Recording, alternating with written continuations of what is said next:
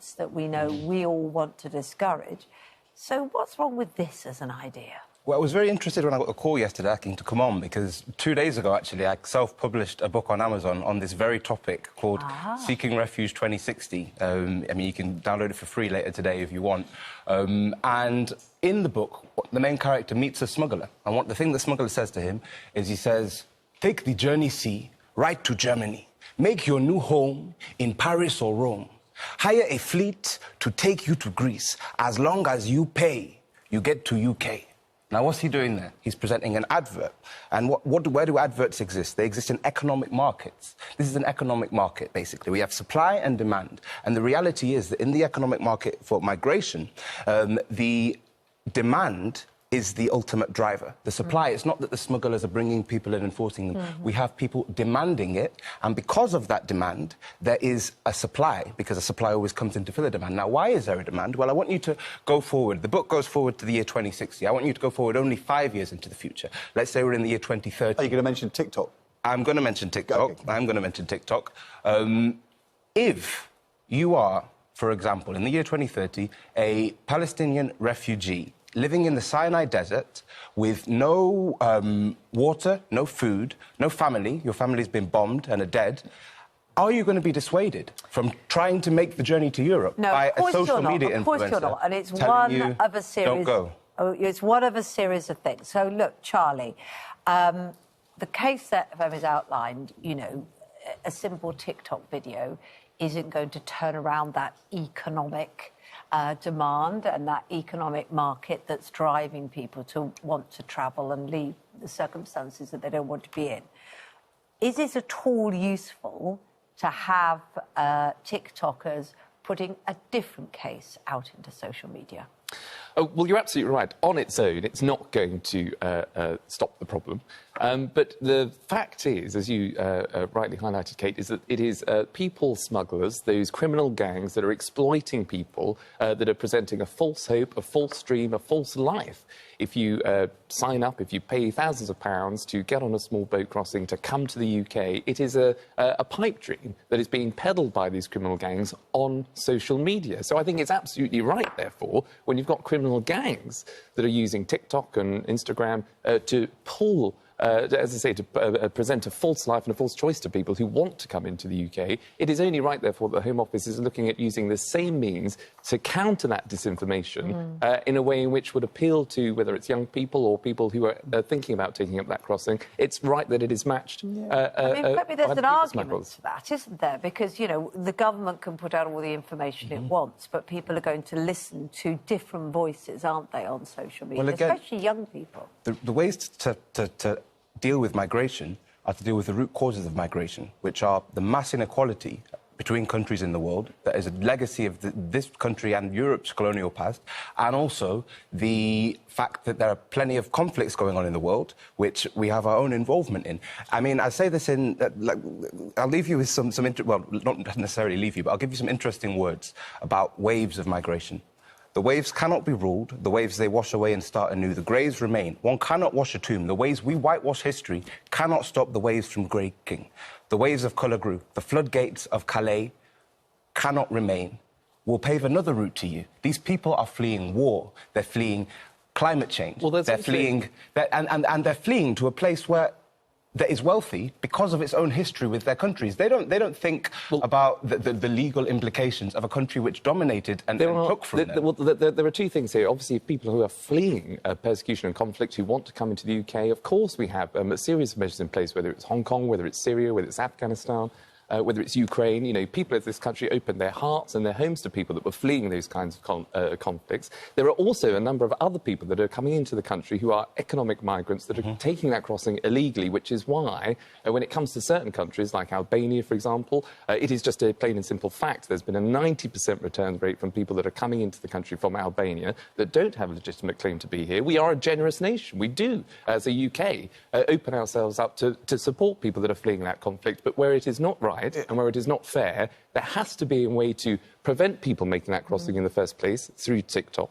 as one means of it. Can we talk about this actual, you know, the method? I mean, so important wider issues about how we control migration, but of course we don't have open borders.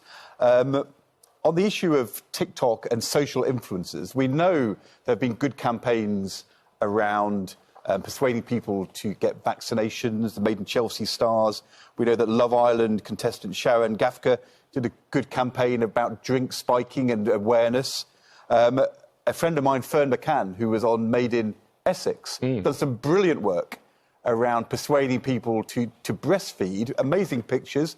I don't think she's being paid for that, I don't know. But it's brilliant social influencing. How can paying influencers, in this case, work to persuade people? You know, is it a good method? Well, I think in the same way that, you, as you rightly say, you've got a number of celebrities that will sign up to social justice causes or to support charities or to highlight, causes that I think the nation needs to be aware of. That is a good thing. What would they be saying in this case, though? What would they say to influence people? Well, we're not asking, Gemma Collins or Christopher Biggins to sign up to this sort of policy. I don't think that will necessarily It's an Albanian influence. It would be exactly so. It would be people who What would they say? Oh, well, it'll be people that are relevant to the particular country who are, where there is a lot of people that are thinking about coming over, to make it absolutely clear. What they'll be saying, Ed, is to anybody who's thinking about making that boat crossing, where you've been peddled a lie by a criminal gang to say that you can just come into the UK, you will have a better life, you will have free housing care, all the rest of it. It will be people very clearly saying, don't make that crossing, don't put your life at risk, because it is clearly something... What's wrong with that, Femi? Well, the reality is, again, we can't let go of the economic aspect here. To do with the TikTok, to do with the influencers, I'm addressing a particular point. I'm addressing his... I'm addressing the point of the... whole economic... Let me talk about the influencers within... Before the show, you said, why is the budget so small for this? Because of the fact that you can, in smaller countries, in poorer countries, pay an influencer who's not that rich, who's coming from somewhere like Nigeria, pay them to tell people from their country not to cross the Mediterranean because they'll get deported to Rwanda. Hang on, no, we're not saying that. There's something sinister. Sorry, Femi. Well, the article in the Times says that the TikTok videos are going to mention the Rwanda policy. Just engage on the debate. Your points are really, really strong. But just on this point, what is wrong with somebody saying this is high risk, you might lose your life? Somebody who the community in whichever country or you're being exploited by a criminal gang. Well, and you're being exploited. What again, is wrong the article with them mentions that these videos are going to include the Rwanda policy. So it's not just them saying you're being exploited by a criminal gang. It's saying it's paying people in developing countries to say if you come here, we're going to export you to Rwanda. What is wrong? That's what it says in the article in the Times. You read the article. What it would do? It says it's going to mention the Rwanda policy. Well, what it absolutely would do. Femi. Smugglers are service providers. Look, I understand. They're not people traffickers. There's a distinction between smugglers and traffickers. The question is, can you answer a specific question? Yes. If an influencer is paid in Albania to say to people, don't be ripped off by a criminal gang who will steal your money or put you in danger, is that a bad thing for the government to pay for? But the thing is, these are people smugglers. They're providing their service. They're not traffickers. They're not traffickers, right? There's a distinction between smugglers and traffickers. Okay. Human traffickers take people against their will.